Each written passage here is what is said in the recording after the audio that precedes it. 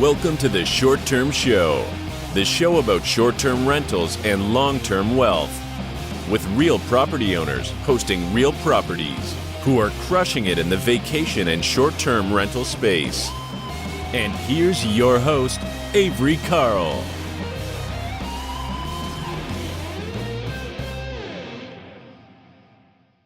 How's it going, short-term shoppers? Today we have a very special guest for the podcast. I am very excited. Mr. Tony Robinson, a short-term rental investor, host of the Bigger Pockets Rookie podcast, and YouTube sensation, soon to be on the Real Estate Robinsons channel. How's it going, Tony?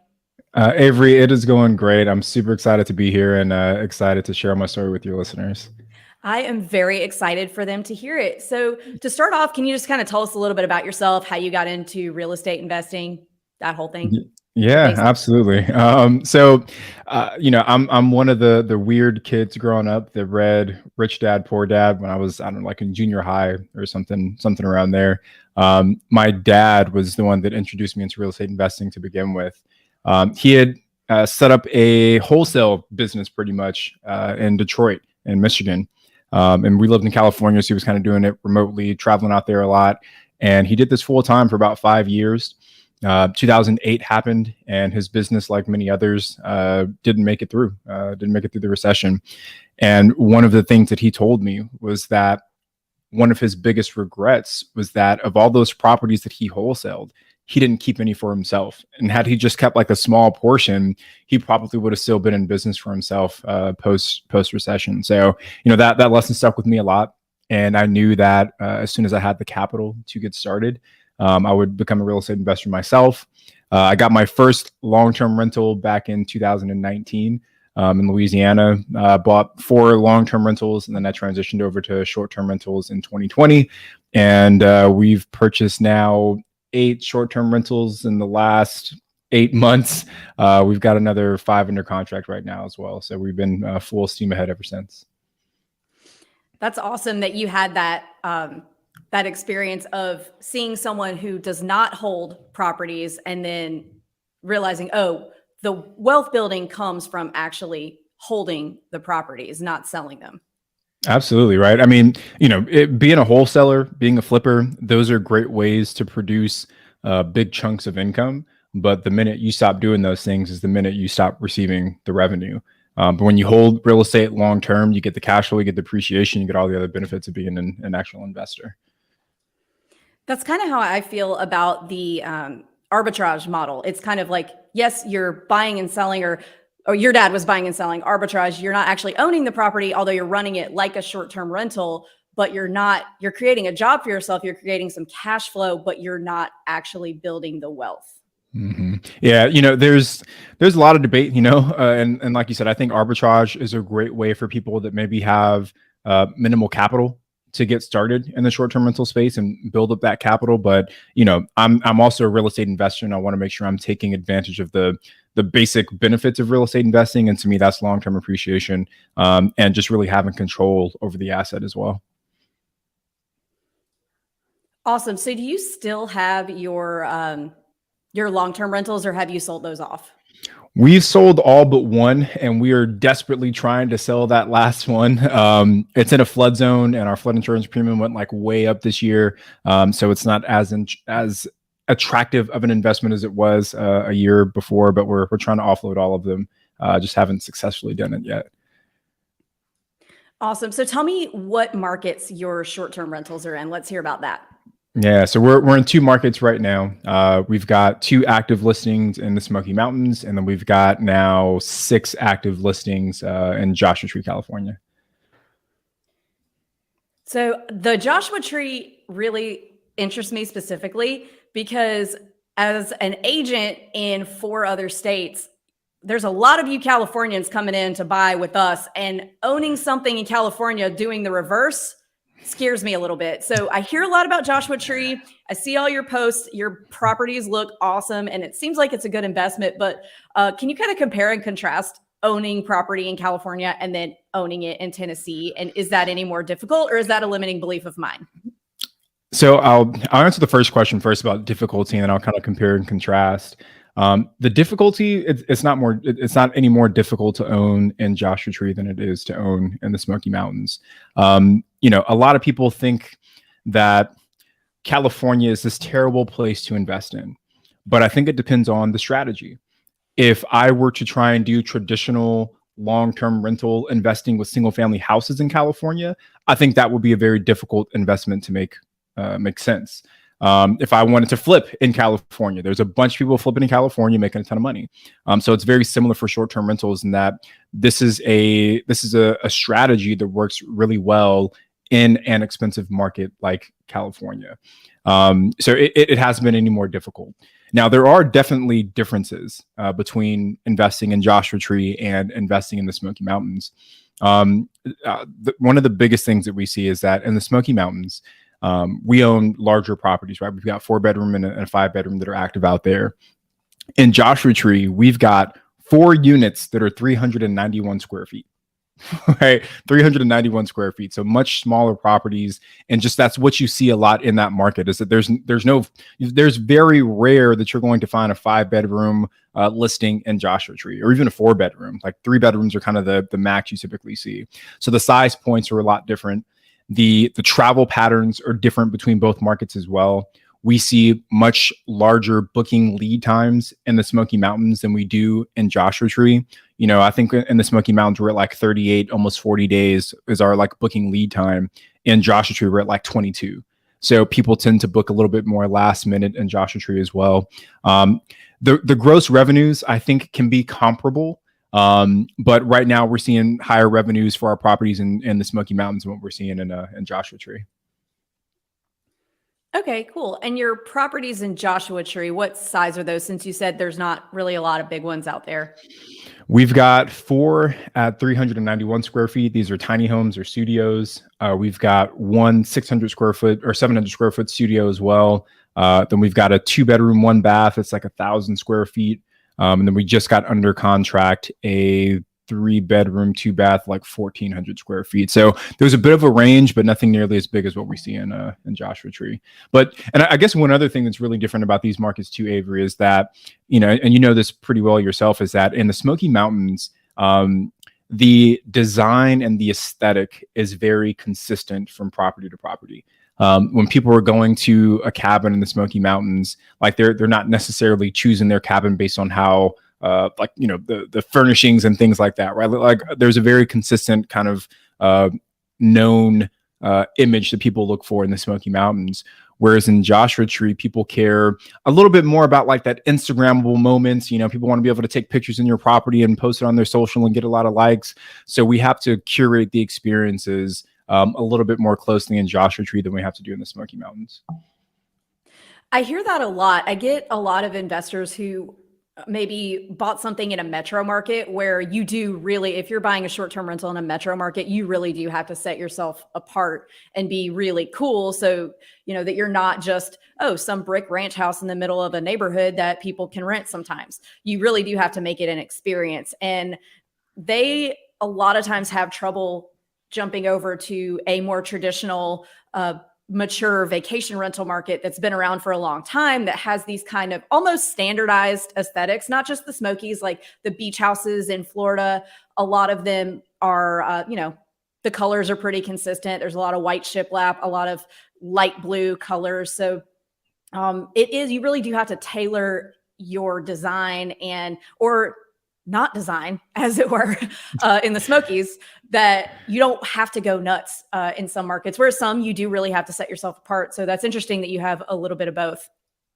Yeah, absolutely. I mean, and it's kind of cool too, though, right? Because there is, I have a friend who just bought a cabin in the Smoky Mountains, and he was sitting in his living room, and I swore for a second that he was in my cabin. Like that's how similar the insides of them looked. But in Joshua Tree, like we've been able to be a little bit more creative with our design. So like we just took a listing live this week. It's 2 studios that share the same lot, and we gave them kind of complementary themes. So one is the 70s house. So it's got this kind of modern retro 70s vibe to it. And the other one is the 90s house. And it's got like this really cool, imagine you had like Saved by the Bell and like all these other, Fresh Prince kind of themes built into the house as well. So you do have a little bit more creative freedom, and we enjoy that part.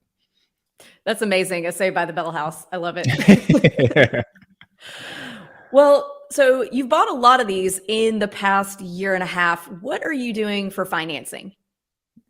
So every property that we've purchased, we've used the vacation home mortgage, so the 10% down vacation home mortgage. Now there obviously are some limitations. Well, I guess first let me break down what that is for the listeners that may not be familiar with it. So, a typical investment property, you're going to have to put down 20, 25, maybe even 30%. But with a vacation home, since there is no long-term lease in place, you have the option to purchase it as personal use. You can use it as a vacation home, but you still have the option to rent it out on Airbnb. And the benefits of using this vacation home are that it's only a 10% down payment as opposed to a 20% down payment. In most scenarios, there are some loan limits. So if you get into like super expensive properties, it goes up a little bit. But for most of our purchases, it's been a 10% down payment. You get a lower interest rate typically. I think the lowest interest rate we have on all of our properties right now is a 2.65% interest rate for one of our properties out in Joshua Tree. Wow. And then you also get it for a 30-year fixed term. So you get lower down payment, lower interest rate, 30-year fixed. So that's what we use for all of our properties so far. Okay. And I think there are some limitations on that. So make sure that you guys listening, definitely check with your lender, tell them what you're doing. And we're not giving you lending advice here. So Yeah, check on absolutely. that. I'm not a lender, I'm not a lawyer, I'm not a real estate attorney. So please don't hold any of that against me. Yeah, absolutely. I think everybody has utilized that 10% vacation home loan at some point. When you're buying in a faraway place, it's definitely a great option. So let's go back to the markets for a second. So we've talked about how you're financing. How are you identifying the markets? I guess I should have asked that first, comes first in the process, but how do you identify a market that you're going to invest in for short-term rentals? Yeah, well, I got to give you some kudos, Avery, because it was your initial podcast on the OG Bigger Pockets show that took me into the Smoky Mountains area. And then obviously, you do your own homework on these markets. And what I liked in that market was the visitation. The Smoky Mountains is the #1 most visited national park in the United States by far. And there's just so much to do around that market as well. And the fact that it was a bit of a more mature vacation rental market. People have been going there long before Airbnb and Vrbo were a thing. People will continue to go there even if Airbnb and Vrbo go away. So there were a lot of positives in that market that I liked. I also really like the fact that the primary economic driver of the Smoky Mountains is the vacation and tourism. Like there are no really big universities in Pigeon Forge. There are no really big business headquarters in Pigeon Forge. There's no like film and TV industry like what we have in LA. Like the main primary economic driver is the vacation rental market. And I like investing in those kind of cities because I feel like it helps you hedge your bets a little bit against any kind of negative legislation that might get passed. I will personally probably never buy a short-term rental in somewhere like Los Angeles or Miami or New York or any of these big major metros, because if you turned off Airbnbs in Los Angeles, no one would even notice, like from an economic standpoint. Like there's so much other economic activity in that city that it will be such a small drop in the bucket that people wouldn't even notice. But if you turned off Airbnbs in the Smoky Mountains and Joshua Tree as well, there are so many people that rely on that, from cleaners to handymen to tradespeople to the local restaurant. Like everyone relies on that travel and that visitation to provide for themselves financially, that it would have an adverse impact. So that's one thing that we look for. I also like both of these markets because there's relatively low swings in seasonality. Like the difference between the busy seasons and the slow seasons in terms of occupancy and visitation is relatively small. It's not like some markets where your feast or famine, where you're at 100% occupancy for a couple of months during the peak season, and you're at like 30% occupancy during the slow months. So I like the focus on travel and visitation. I like the consistency of visitation throughout the year, and then obviously the cash on cash returns is the last piece to make sure that those are strong, those are healthy, and that we're getting a good return on our investment. Right. So you're not just going to like run off and buy at a random lake somewhere just because there's not a lot of short-term rentals. I hear a lot of people, they're like, oh, there's a lake like 20 minutes from my house and there's only like 4 houses on it. Let me Airbnb this. And then the problem with that becomes that if any more are added, then all of a sudden you're not making money anymore. Right. Yeah. I like the idea of investing somewhere that's a little bit more mature. Same thing for Joshua Tree. People have been visiting Joshua Tree for decades I don't know. It's been a national park for I don't know how long now, but it's been a very consistent place where people go, they vacation, they travel. And I like the idea of having that kind of maturity in the market as well.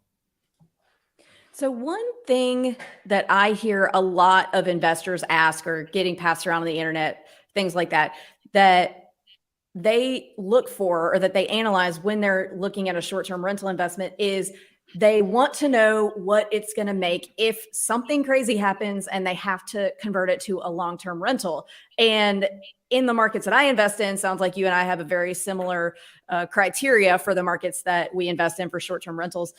You can't do that. If for some reason, like as you said, if Airbnb is turned off in these markets, there is no converting to a long-term because there are so many short-term rentals. But to me, that's a good thing. A lot of people are scared of not being able to convert to a long-term rental. But for me, that's what I look for almost in a market, because that is a market where they are dependent on that, because there's not other jobs outside of the tourism industry. There's not really any industry other than tourism, and there's very little hotel presence. So if there's no hotel presence, I don't really care if it can't be converted to a long-term. What do you think? I'm so glad you brought this up, Avery, because I've been making this point a lot lately. Like you said, you hear some investors that say, I've even heard people say, do not buy a short-term rental if it doesn't pencil out as a long-term rental. And I couldn't disagree more. And the way that I guess the way of thinking that I follow is that when you purchase a short-term rental, you are purchasing a small hospitality business, right? You're purchasing your own little small hotel business. And when you think about Hilton, or you think about Marriott or Hyatt or all of these other hotel brands, when they go out and they build a hotel, are they asking themselves, if this doesn't work out, can we turn this into an apartment complex? Right? Like, that's not a prerequisite for them to build a hotel. Nowhere when they're building this out do they say, hey, we're only going to build this hotel if we can turn it into an apartment complex in case things go sour. What they do is that they build it knowing that its primary and only function is short-term hospitality, and they understand the risk associated with that, but they make the investment knowing those risks. So that's the same mindset that I take when I'm investing in short-term rentals. I don't have an exit plan of turning these into long-term rentals because, like you said, in most the markets that I invest in, it wouldn't pencil out as a long-term rental, but it's still a great investment because it's a short-term rental. The numbers make sense. I love that. I 100% agree. And while we're on the topic of misconceptions that investors make about choosing short-term rental markets, another one that I see a lot of people get really excited about is going into a market with zero short-term rental regulations. That to me is more dangerous than trying to buy one where it's already regulated that you can't do it, because markets that have zero regulations, it's not if the regulations are coming, it's when they're coming, and you don't know what they're going to be. So if you want a market that already has the regulations are in place, like these markets that we're talking about that have been short-term rental markets since before the internet, these are areas that battle was fought decades ago. And that is why these areas are now really dependent on the income from those, because it's not a new thing as of the past 10 to 15 years that the city council has to sort out with either hotel lobbyists or primary homeowners. So you want to go into a market that already has some regulations and has had them for a long time. Now, you don't necessarily want to go into one that has really, really strict ones, but no regulations is not a good thing, in my opinion. What do you think? Yeah, it's so funny. Yes, I agree with you. I think I'd be really nervous going into a market that has no regulations as well, for all the reasons you said, right? It means that it's a new market in terms of short-term rentals, and who knows which way that coin is going to fall. But I feel like you see a lot of new or aspiring short-term rental investors who are afraid of regulation. And I think we kind of have to change our perspective on regulation. Just because a city increases its regulation on short-term rentals, that doesn't mean that the demand in that market is going to change, right? If the cities of Pigeon Forge and Gatlinburg made it a little bit harder to get short-term rental permits, that doesn't mean that less people are going to travel to Gatlinburg and to Pigeon Forge. So we have to separate the ideas of, demand in a market with the regulations in a market. And in my mind, I'm almost okay with the cities that I invest in making it a little bit harder for people to get short-term rental permits, because it just kind of decreases the competition. So if you have this situation where demand is continuing to rise, right? We're seeing that in the Smoky Mountains where the visitation went up from 2019 to 2020. We're seeing that in Joshua Tree. It went down a little bit in 2020 because of COVID, obviously, but 2018 and 2019 there was an increase. So if you continue to see this increase in visitation, but the regulations become a little bit stricter, what that means is only the people who are serious investors are going to jump through the hoops to actually get that permit and maintain that permit. And if you're one of the people that are willing to jump through those hoops, you're going to benefit greatly because you'll be one of the only few folks that are left. Boom. Mic drop. Let's just end the podcast right now. Cool. So I guess this is now, because we've gone down this rabbit hole, going to be an episode on misconceptions of investors getting into short-term rentals. I think we'll just do one more, but you've got me taking notes here. So previous rental history. If you're buying something that is not a new construction, which I know you buy a lot of new construction, but you bought some that aren't, what does a property's previous rental history mean to you as an investor? Very little, honestly. The first cabin we bought in the Smoky Mountains, I think in the year of 2019, it did like $86,000 in gross revenue. And we're probably going to double that in the first 12 months that we own it. So, what I look at is not so much who the previous owner was. I'm looking at the comps. I'm looking at what are other comparable cabins that are being managed in the same way that I would manage them. How are those cabins performing? Right. I know that I'm going to bust my butt when I get this property under my ownership. So what the previous person was doing is, it bears very little weight on how I think it'll perform in the future. We call that the enemy method around here. I can't talk. We call it the enemy method, where you look at what other comparable cabins are doing. And I agree with you again. I think that rental history is a total variable. And I'm going to borrow one of my colleagues, Derek's story right now. He owns a 1-bedroom that he bought last year, and he got a phone call from a local rental company about a month and a half ago, trying to get him to put his cabin on their rental program. And he said, "Oh, well, what do you think you can do with it?" And they said, "Let me get back to you." And they called him back and said, "Oh, I think we can do about $35,000 a year with your property." And he goes, "Well, I've already done 50 and it's only 6 months in. So I think I'm just going to keep it the way that it is." And you see that a lot, right? You see that a lot, is that the person that's running it is almost more important than the asset. And there, if I can break down every how we kind of do our due diligence on a property when we're looking to buy it. Now we're pretty familiar with our market, so we have a pretty decent idea of how a different property is going to perform. But we use Price Labs as our dynamic pricing tool. And Price Labs recently released this thing called market dashboards. And through market dashboards, you can view all of the listings in your selected market. And Price Labs gives you a ton of data on all of these listings. You can see the number of reviews that listing has. You can see what their occupancy was over the previous 30 days. You can see what their average listed price is over the next 365. And you can see what their revenue was in the trailing 30 days. So with that information, you should be able to, and you can go through, click the listing, see which ones are comparable to the property you're thinking about buying. But with that information, you should be able to get a really good estimate of what the gross revenue will be for any property that you're looking at.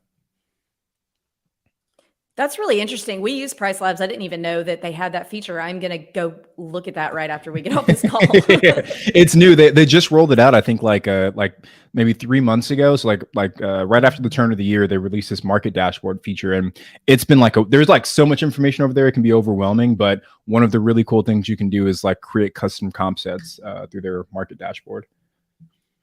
Awesome. So I'm totally gonna. So I've got a property in Cape San Blas, Florida, under contract right now, and somebody lives there. It's a fairly new property. It was built in 2019, but it's definitely been kind of junked up from people living there. And I'm going to go take a look at that. But it may not. So this market, I feel really good about Cape Sandblast because there's not a lot of Airbnb owners on. There's two like major local short-term rental companies, or maybe three. And there's people on VRBO. There are, but they're not what I would call investors. You can kind of tell by somebody's listing if they just like have it up just because, or if they're really trying to make money on it. There's like very few people on Airbnb. So I'm very excited about it. But anyway, that has nothing to do with Price Labs. But what I was going to tie that into is, so that probably works in a market like the Smokies where there's a lot of short-term rentals with a lot of data to measure. How do you feel about more up and coming short-term rental markets where the tourism is there, and the regulations are, stable, but there's not a lot of other like what I would call short-term rental investors in the market yet? There's just, people who own vacation homes who have it on some property manager just to pay for it while they're not there. That's a good question, Avery. I think I would have a little bit of hesitation, but for me, as long as I can always have some data to point to, then I think I feel confident making a decision. So like if, I guess the approach that I would take is I would try and connect with some of those other owners, whether that's going to the property management company. If I got to call them and tell them, hey, I'm thinking about buying, a property and, I want you guys to manage it for me. What are your projections? And see what they say. But I would just need to have some way to start gathering information on what some of these other properties are doing. And if I can get enough positive data points to support my decision, then I probably move forward with it. But Cape Sandblast, I might have to hit you up after this call and have you connect me with someone out in that market too, so we can pick up something out there also. Yeah, it's pretty cool. I'll connect you. We have an agent there, but I will backtrack and say I do have a little bit of a cheat sheet. This is how small of a world the short-term rental world is. So this property hit the market. I emailed the agent, start talking to him. He goes, "Oh, I think I know you." And I'm like, "No, you don't. I have nothing to do with that market." And he sent me a list of like, he has a big Book Direct website. He doesn't use a lot of Airbnb, but he owns a cabin in the Smokies, or he owns 2 or 3. He sold 2 last month, FSBO, because he's licensed in another state. And one of our agents sold them. So he knew who I was already in this really random market in Florida. It's not that random. It's definitely an up and coming market. It's called the Forgotten Coast. People are starting to pay attention to it. But he gave me he showed me everything that his properties are doing. He owns one on the same street. So I feel good about it. But, yeah, and let me add one thing to that too, Avery. I think the point you just made about connecting with other people is super, super important. For the listeners, you would be surprised at how giving people are with information about their rentals and their properties. Like if you find the right Facebook group, obviously, Avery's got her short-term shop group on Facebook. There's the Airbnb home away group. Like there's so many different groups out there on Facebook with active short-term rental owners that if you're thinking about going into a market, one of the first things I would do is just try and talk to someone that's already in that market. Ask them like, hey, what do your expenses look like?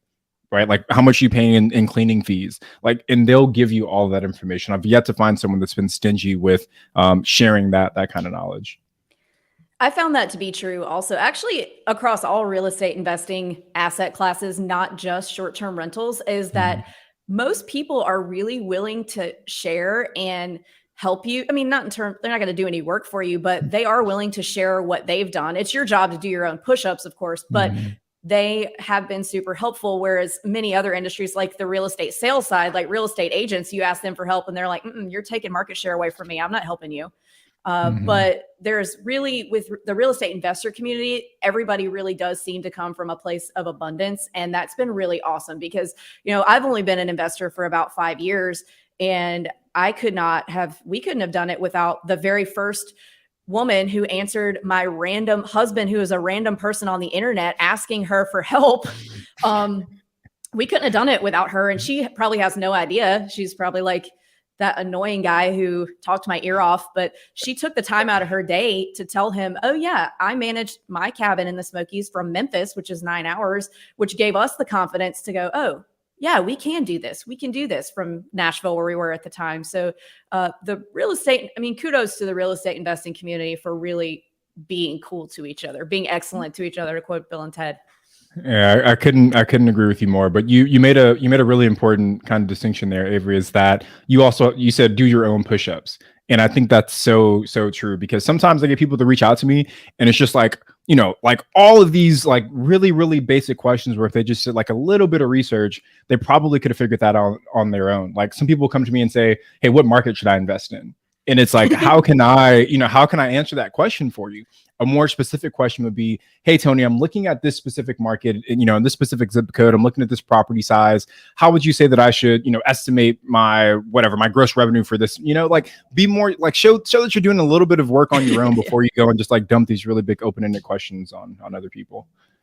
I totally agree with that. And when people come to me, honestly, and say, "Hey, I'm looking for any short-term rental that hits these metrics in these 27 different markets," I don't even call them back, because I'm like, you're not doing any work. You don't even know what you want. Right. But while we're on the subject of giving people advice and a place of abundance, we're down to the last three questions of the interview. And what advice do you have that you would give to 20-year-old Tony if you could talk to him today? Yeah, I think the thing that I would tell myself is to have patience.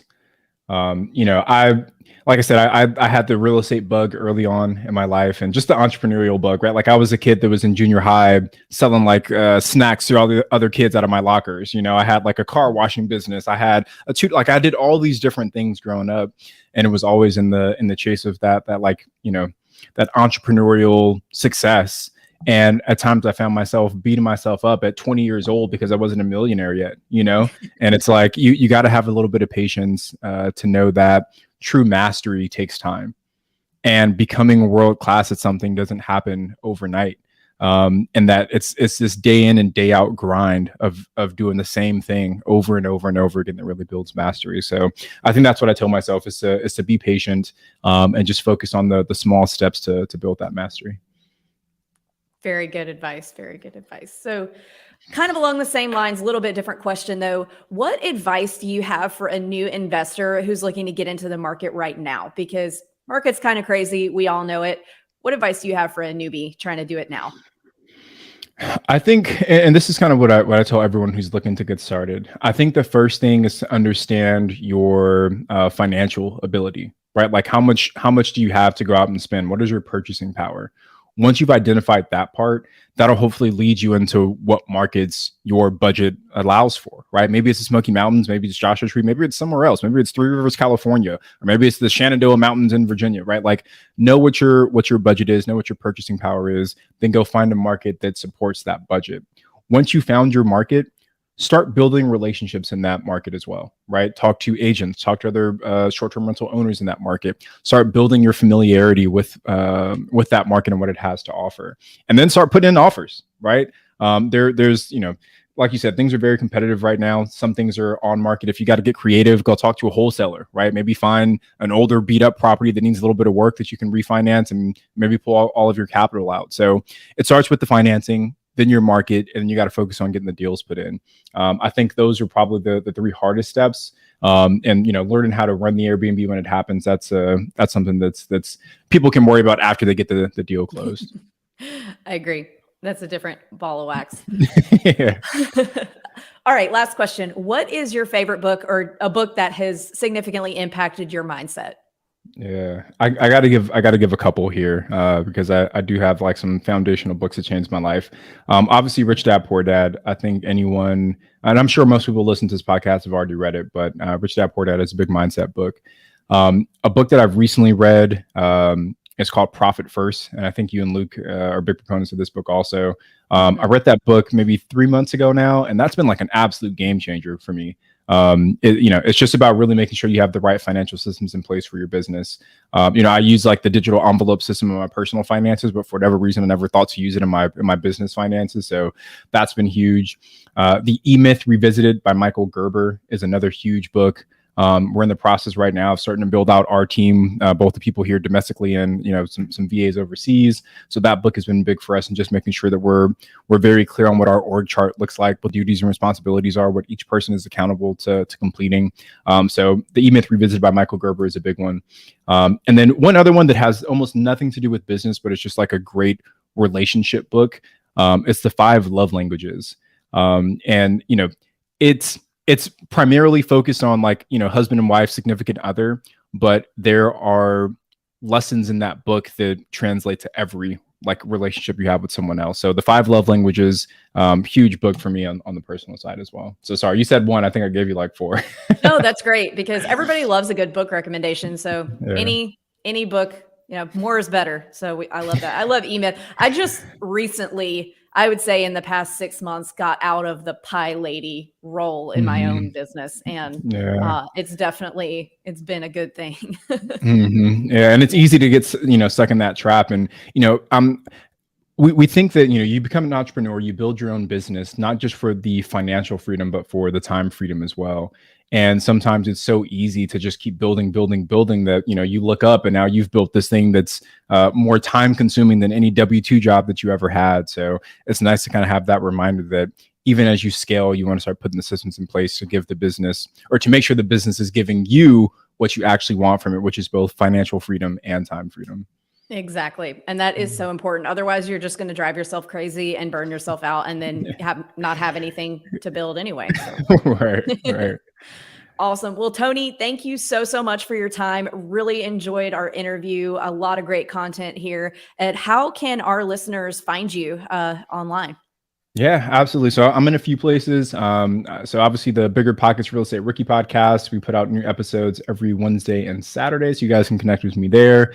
On Instagram, I'm at Tony J Robinson, trying to put out a lot of helpful content on that platform as well. And then my wife and I just launched a YouTube channel. So we are the Real Estate Robinsons on YouTube. So if you want to behind the scenes look at all the shenanigans that it takes to run our short-term rental business, then you guys can follow us there. Awesome. Well, thank you so much for your time again, and we'll catch you next time.